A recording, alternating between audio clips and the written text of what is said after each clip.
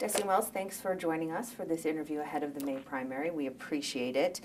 Hoosiers are no stranger to seeing your name on the ballot in the voting booth. You've run for 2 statewide offices before. You got into this one a little later. Why are you running and why now? There is a sense of urgency for the voters in their everyday lives. I don't see that sense of urgency when it comes to people in office, when it comes to our party as the Democratic Party. And so I'm happy to continue to show up and chip away, right? We haven't been winning statewide elected offices in the Democratic Party since 2012. We need to be doing the work, and I'm happy to roll up my sleeves and be the person that continues to do the work. You've said our Democratic officials are phoning it in and, quote, we can do better. Do you think there's something broken in the Democratic Party right now, and if so, what? Yeah, I think there is complacency. I think we've hollowed out the party, and so we have the people who are at the table who are comfortable, but that doesn't mean that voters are comfortable. And in Indianapolis specifically, I like to remind people who drew the district for this congressional district. Republicans drew this district. They gerrymandered it so that they could pack in as many Democrats as they could into one space, and that has caused complacency. That's by design, and we are falling for it. Why this race against a pretty strong incumbent in your own party? I've ran alongside the congressman twice now. I respect his service to the party, but it's been 18 years, and I think people around Indianapolis are asking why they have not seen results. And we need to be giving them choices. And we're seeing it out in the field. People are excited to see that they have choices. They weren't even showing up. We only had 1 out of 10 registered voters that have showed up in our primaries for the last 2 cycles. That does not create great democracy. You've described yourself as running to serve, not play along. What does that actually mean in terms of governing differently if you would win this? We need to start breaking the mold, and we need to start doing business differently. I'm running on both affordability but accountability. We cannot get to affordability until we start to hold our elected officials accountable. That means looking at their priorities. And why are their priorities that we have corporations first and voters last? And we see that even with how the congressman does business and the bevy of donations that he takes from corporate donors that are in facets of our everyday life that are difficult. When it comes to utilities, he takes donor money, BlackRock AES. When it comes to healthcare, Anthem. When it comes to prescriptions, Lilly. And we can go through the list. These are corporate incentives that have led our party astray. So are you saying if you were elected, you would not take corporate donations at all if you became a congressperson? Absolutely, and I think that that is how we start to do business differently. I didn't take them in 2024 because I was running for Attorney General. Part of the Attorney General's responsibilities is to sue corporations on behalf of consumers. But there are other people like me. There's a movement across the country, about 30 challenged races against incumbents with candidates who are saying enough with corporate PAC money, we have to throw it out. It is even in our defense space. The congressman takes money from 7-8 defense contractors, and then we expect Congress to make decisions and to show up when it comes to the war in Iran. You know, I'm a military service member. I have been for 23 years. I still serve in the Army Reserve, and I say you not only owe it to the voters, but you owe it to my troops to be honest in D.C. and to be showing up completely objective and not with these big mammoths of defense corporations wanting things from you. Are you saying he's being dishonest in some way by taking donations? I think that he is being a bit hypocritical. If we want to talk about the people in Gaza and protecting Gaza, we shouldn't be taking money from the same contractors, Boeing, who sells munitions to Israel, then Israel drops bombs on Gaza. That is a bit having it both ways. We can't talk about wanting our utilities to stay lower and then taking money from BlackRock and not coming back and telling the voters that BlackRock is going to buy AES. Indiana, taking money from AES. And we cannot continue to have it both ways. We say things in Indiana and Indianapolis, and then we do business different in D.C. We have to be consistent. That's why I'm running on clean government and accountability. Why do you believe he's held this seat for, 18 years? Why do you believe he's no longer the right person for this job? And what do you think is not specifically getting done now? I think that we need to be asking ourselves, how does life look now versus in the past 18 years? And the thing is it's not improving. The congressman likes to talk about affordability and how housing is so important. At the same time, he also says that evictions are the highest in Indianapolis that they are in the country. Those things go hand in hand.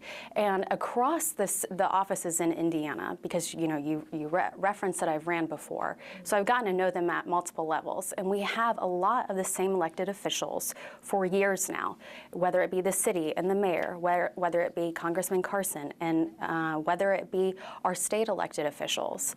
And what has happened is that they've lost touch with the urgency of voters' needs, and we see that voters are last in line, and we need to get voters to be first in line again.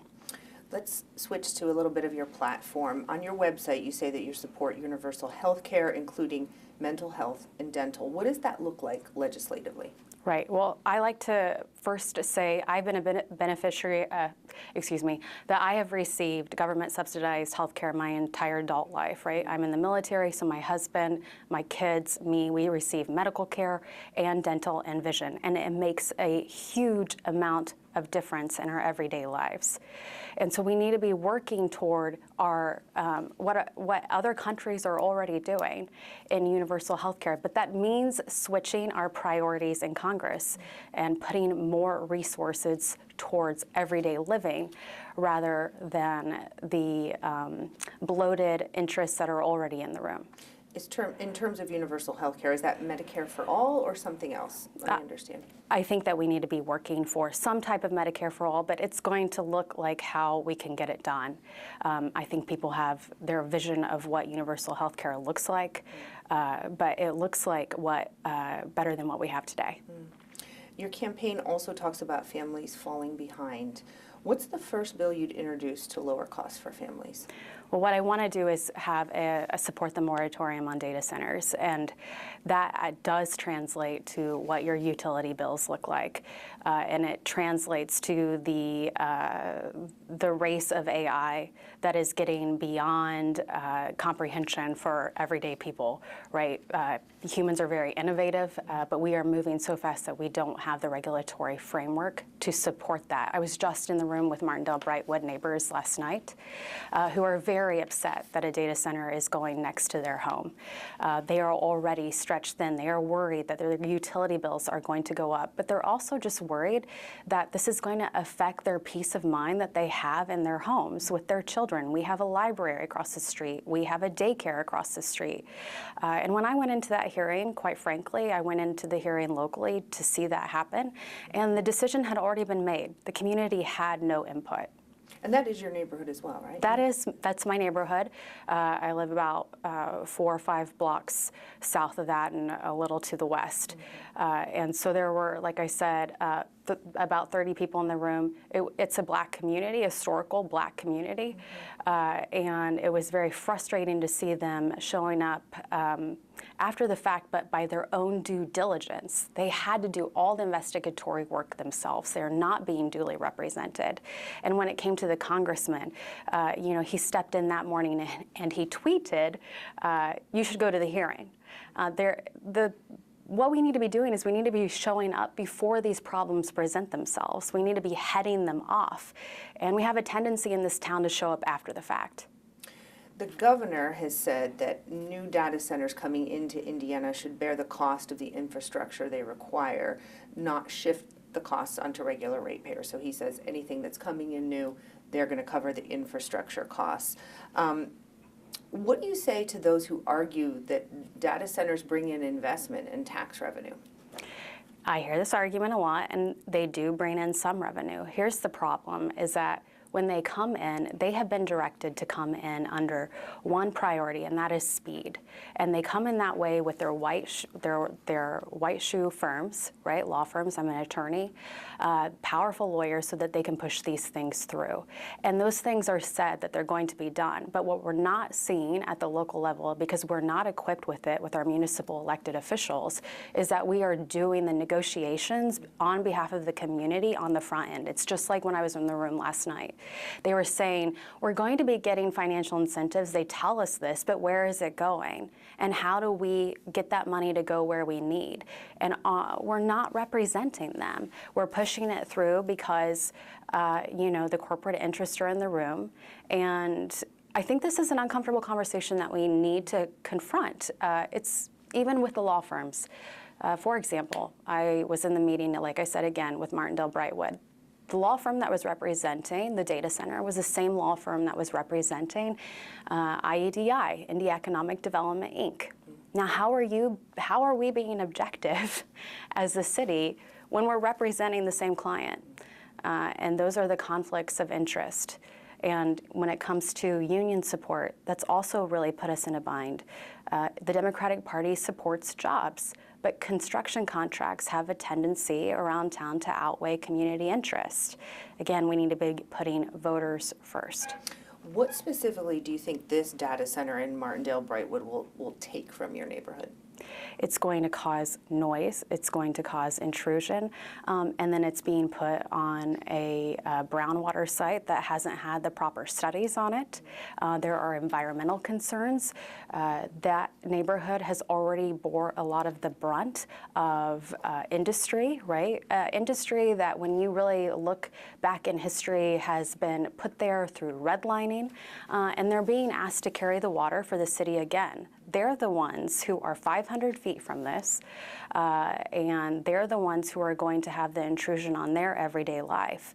And so yes, maybe the economic incentives will come, but why is it that they are being asked to carry the brunt? And they're not happy. Switching to housing, you've criticized hedge funds buying up housing.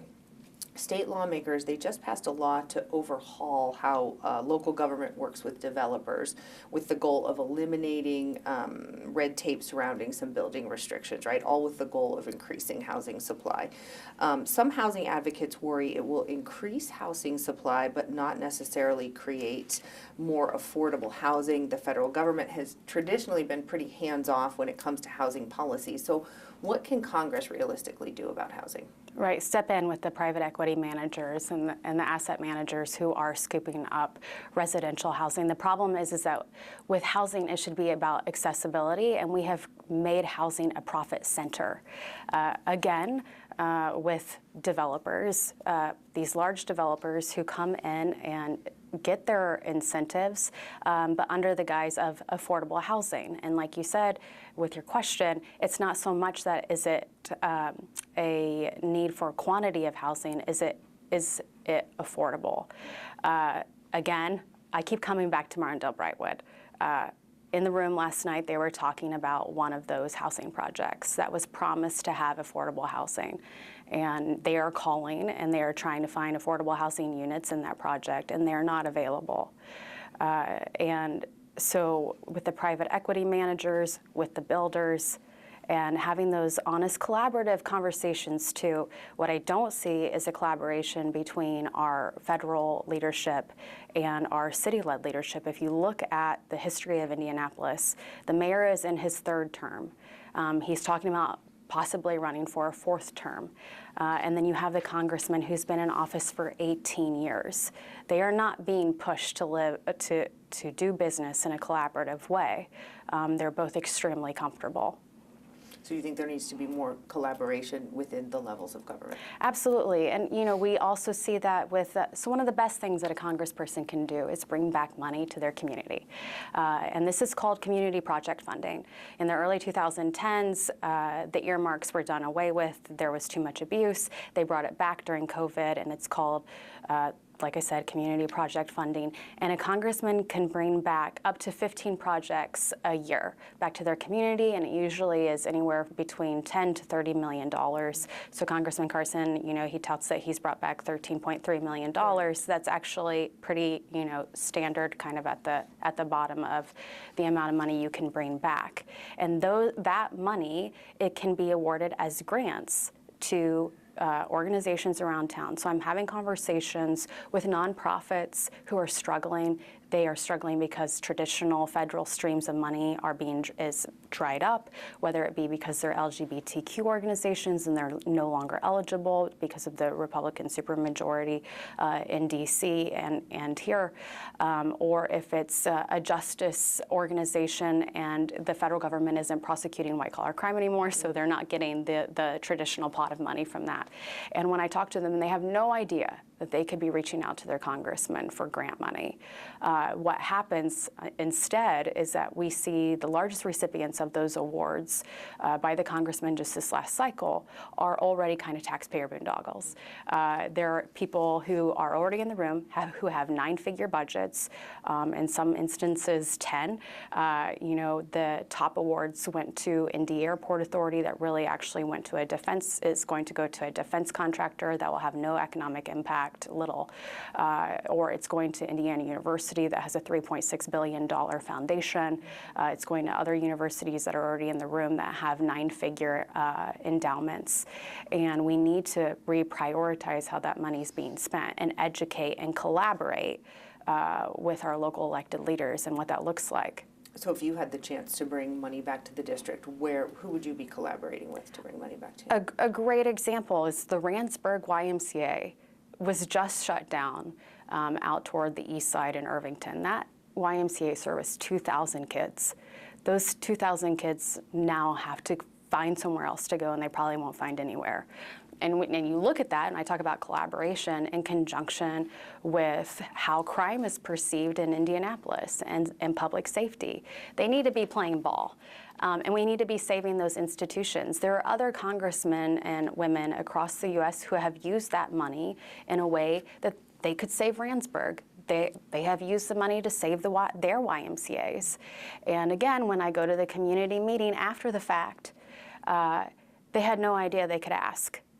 And so it's just like Randsburg. Randsburg's a great example of how we can do that collaboration, because the community was only talking to the city and talking to the YMCA as a nonprofit. They didn't know this other alternative. We're going to talk about public safety in a second. I want to ask you about minimum wage. You support raising it. What number do you support, and how fast should that happen? Right. Well, it used to be around $15, but that's been an ongoing conversation for some time. No, it would look more like closer to $20. Recently in Illinois, they ran their races. They were talking anywhere up to $22, but it's not $15 or $17. It's looking more like a safe number would be around $20 for the expenses that everybody is seeing. How do you respond to small businesses who worry about the costs of then trying to do business if they raise the minimum wage? Yeah, no, I think small businesses are being left out of conversations often. We're putting corporations before small businesses. I would say I want to take relief off of small businesses by talking about things like their utilities and their rates. I use a great example. Corporations can come in and they can negotiate their utilities, how much they're paying to consume energy. Small businesses can't. So if I'm the baker who's making her bread at 3:30 in the morning, I'm using lots of water and electricity, I should be able to negotiate that rate down, because nobody's using electricity at 3:30 in the morning. They are, but not a lot. Small businesses are not empowered to do that type of negotiation. And so it's coming from a lot of different angles. We can't just look at healthcare in a vacuum, because they will feel the pinch. They will say that this will be too much. We have to be looking at it from different angles.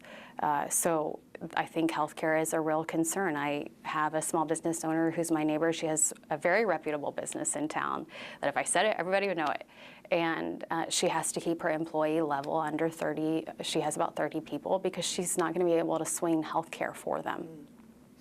In terms of utilities, you were bringing up utility costs for small businesses. This past legislative session, Indiana lawmakers, they pushed for utility affordability measures. They expanded performance-based rate making, tying utility profits more closely to performance. So how quickly do you get electricity turned back on if it's shut off, that kind of thing. Do you support that kind of approach, performance-based rate making, and how would you ensure it actually keeps costs stable for consumers rather than leading to higher bills. Right, and they're having these continued conversations Right. with IURC. They're going around the state trying to have these conversations.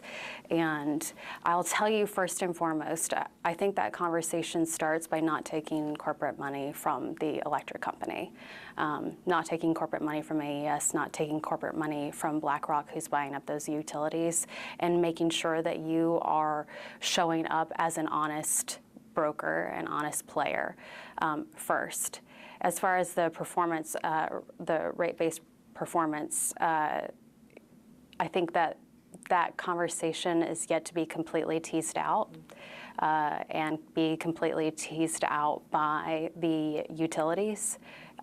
Those conversations, like I said, have been taking place with IURC, and it seems like there's a lot of good things being said, but that when it comes to deliverables, they're not so concrete. What kind of safeguards do you think Congress should put in place to protect ratepayers?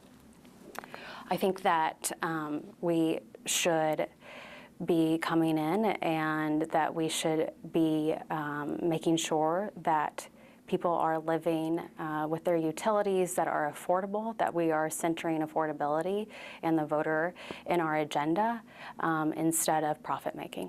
When it comes to this merger, or this buying of AES by BlackRock, do you support federal oversight of mergers like that? Absolutely. And so when we saw this happening, it had already happened in Minnesota. Minnesota as a state had some,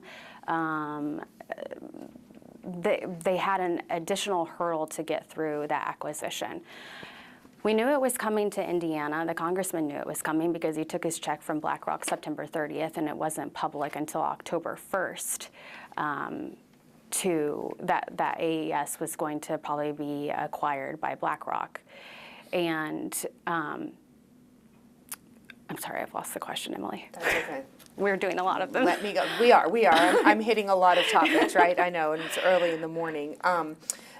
Do you support federal oversight of utility mergers like this? Yes. Sorry. Yes. You gave me a softball and Right. I swiffed it. So no, yes, we didn't have the oversight in Indiana. They could come in, they could do the acquisition, and there was nothing in Indiana that we could do to stop them at. And it goes from state to state, right? So I totally believe that the federal government should come in and we should streamline it so that we are looking at these huge acquisitions and putting some rails on them before they are just done under the cover of night and everybody finds out after the fact. There were a couple bills that were in the legislature this session about this, and they weren't really taken seriously. And then the news came in February that the utilities were being acquired by BlackRock, and everybody screamed foul. And it's like, but you knew the whole time, especially with the congressman. You knew it was happening, and you didn't come back, and you didn't anticipate. And if we would have anticipated, maybe we could have got ahead of it in the state legislature. But because everybody's not showing up, yes, I think the federal government needs to step in. Let's switch to some public safety questions. We've seen stories of violent crime in Indianapolis end up in national headlines. IMPD, though, has reported that violent crime in Indy is down in recent years, but we hear some concerns, a lot of concerns from residents about safety, quality of life. How do you reconcile those two realities? Right. If people are telling you they don't feel safe, they don't feel safe. We have a tendency to throw data in people's face and say, no, you're just wrong. We did it in 2023, 24 about the economy under Joe Biden, and that's largely how we got Donald Trump. People vote how they feel. And different parts around town feel different ways. And we can do creative things. Again, community project funding is specifically been whittled down by Republicans because you can't use it on mental health. I would love for them to be able to use it on mental health. I think crime is holistic, right? And so it's not just about coming in and policing, it's also about prevention. But we can do things to help with policing. We can use that money to inject itself in local government. It just doesn't all have to come from the municipality and local unit. It can also come from the federal government. Yeah, I was going to say crime, I mean, traditionally handled at the local level by police and prosecutors. So realistically, how much impact can a member of Congress actually have on crime in Indianapolis? Well, I mean, so like I had mentioned before, with community project funding, you know, you can see congresspersons bring back money that are for specific things. I will give it to Congressman Carson for the city of Lawrence. He was able to bring back money for body cameras, and those are things that we can do more of, right? I talked about prioritization. Let's get the people who are already in the room and already have a ton of money and don't need an extra $1 million, and let's reprioritize that on the community with community safety. Indiana has recently strengthened its partnership with the Department of Homeland Security and ICE, holding ICE detainees in the Miami Correctional Facility. Congressman Carson visited there last week. Democrats have criticized ICE actions here and around the country. Do you think ICE should be abolished? Absolutely. I think that the federal government has abolished and wound down agencies many, many times over the years, and that we can easily do it with ICE. I think DHS needs largely reformed. I'm not an advocate of the current leadership of the DHS, even with the change. But ICE is going to forever be a stain on our history and what has happened over the last couple of years. But I also think, let me bring up, is that there's a vote that's going to be happening this week with FISA Section 702. So I come from the intelligence community. I've been an intelligence officer in the military for over 20 years at this point. And we have a charge not to collect information on U.S. persons. And FISA has been abused over the years so that we are collecting on U.S. persons. And that vote will happen, and I'm urging everybody to make sure that they reach out to Congressman Carson and ask him not to vote for its renewal this time, as he has done in the past, because that also goes hand in hand with the problems that we have with abuses coming out of ICE. So let's say that you are an everyday American citizen and you are having a phone call with a foreign national. And we have a lot of people in this boat, right? We have a lot of people who have family in other countries. And the federal government, specifically the FBI, and we've seen the FBI completely gutted of great civil servants over the years under the Trump administration, then abuse that to be able to monitor and surveil Americans. You know, you asked me earlier about the congressman, and I said he's having it both ways. And I think this is one area where he's largely having it both ways. He's on the House Intel Committee. I understand, like I said, I'm an Intel professional myself. But you have to be saying the same things back home that you are doing in D.C. If ICE is abolished, what or who replaces some of the jobs that it does? Yeah, I think we'll have to stand up a new entity. I think it'll be probably within DHS. But those enforcement and administrative actions were never meant to be commingled like they have been under the DHS umbrella. These actions still are going to happen, right? We're still going to have to regulate immigration. But I like to talk about law school. There's a reason that your immigration book was the biggest tome in your backpack. And that's because it's very complicated. We've made it very complicated, and we have failed over the years to reform it. And that needs to happen in Congress. We need to reform the immigration code. And we can talk about how the agency looks different and what that will look like, but we actually have to reform the code too. If we don't reform the code, we're just throwing a Band-Aid on the problem. How would you handle securing the borders? Well, again, I pivot to my military background. National security is very important. We have to still continue business. You just can't, I'm not so far left progressive that I say we need open borders. I am not a proponent of that. I think we have real national security threats. And I hear that from the congressman too, with his work in Congress, that these are threats that once you're behind a classified environment, you truly begin to understand. I would say I've been in those environments myself, but they shouldn't become at the expense of civil rights. Let's talk about your military service. You're a lieutenant colonel in the Army Reserve, right? You could be called up, right, deployed if the situation in Iran escalates. How does that reality of that shape how you think Congress should approach authorizing or restraining military action right now in Iran? Yeah, well, I watched it play out around the week of the State of the Union address. So the State of the Union happened, I'll just say this anecdotally. The State of the Union happened and a lot of Congress didn't show. And I thought they should have been there. And I had some supporters push back that why would you ask these people to validate the breaking of norms that the president is doing? And here's my point, is that the Gang of Eight met on that Tuesday. The Speaker of the House knew that we were going to, quote unquote, invade Iran that Tuesday, which means Congress knew. And then they went home. And as a member of the military, I think you owe it to me. And as a member of the military who oversees troops, that you owe it to them to show up and force the hard conversations, even when there may be political backlash for you. What I saw was a very intentional slow walk of the War Powers Resolution. I watched. We bombed Iran, and then the speaker, the leader, Jeffries, didn't say anything for about 9 hours. And then once he spoke, you saw the rest of Congress like dominoes. Now we're going to talk. There were a couple outliers, like Ro Khanna, who said something before the fact. I'm with the outliers. I'm not doing this for a long-term job. I'm doing this to serve. And if that service comes to an end because of a gnarly situation and going to war, then that's well worth the risk. You have to show up because lives are on the line.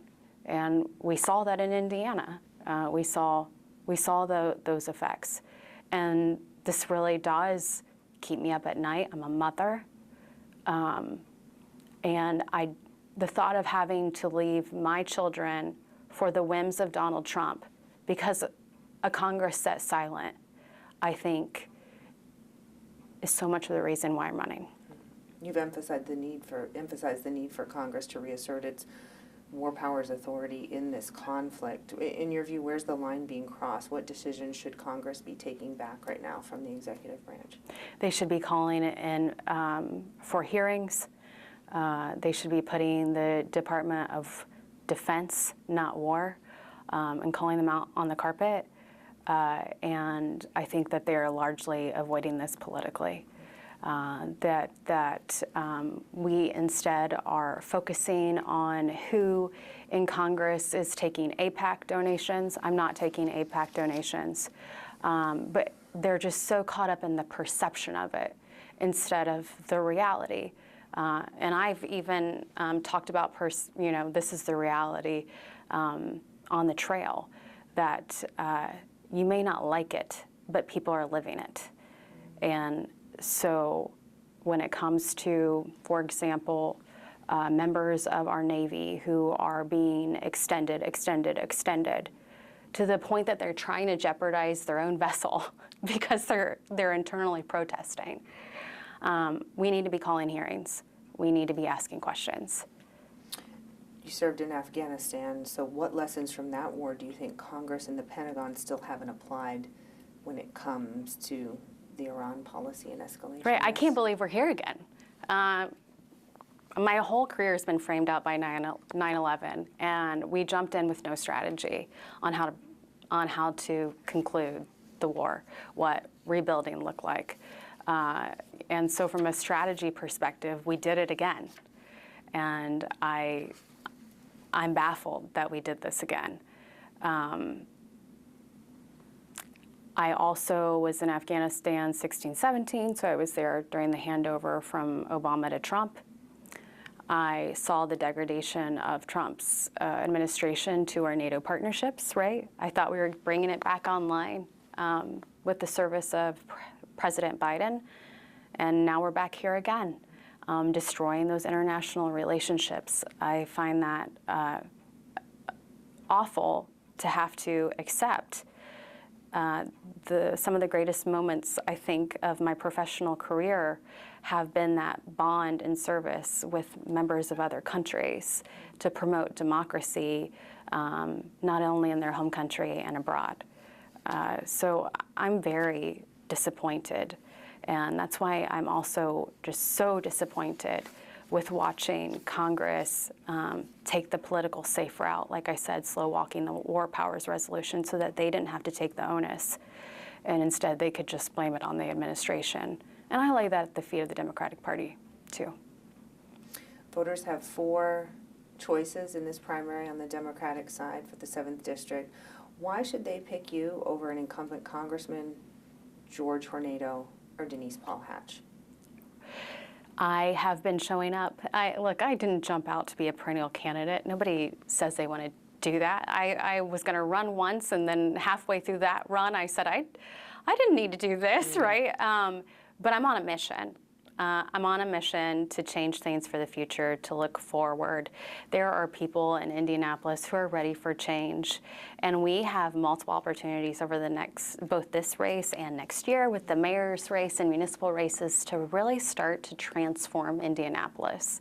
And so that means changing course with the 18-year incumbent Congressman Carson. And, you know, I think George is, I've served with George. Let me just put it this way. I served with George in the party for 4 years, and I am glad that he's showing up now, and I'll support him on his next run. Does a contested primary weaken Democrats heading into November? I'm sorry? Does a contested primary, several primary candidates here, weaken Democrats heading into November? No, and I've heard this argument, but my thing is how much weaker could we have gotten? We had 1 out of 10 people showing up at the primaries who were registered. We have seen numbers bump. That's like why I'm so excited, and it was actually one of the determining factors in jumping in at the before the filing deadline. Was not until the week of the filing deadline did I see that we had filled the ballot for our state Senate races for the first time since Watergate. That we had 91 out of 100 seats where people had stepped up to run as Democrats. I used to travel through the state and there would be a third of seats just empty, right? Nobody on the ballot. And a lot of that was just organic enthusiasm. And I thought, wow, people are just like really pumped up this cycle for change. And then we're seeing it in our performance right now at the polls.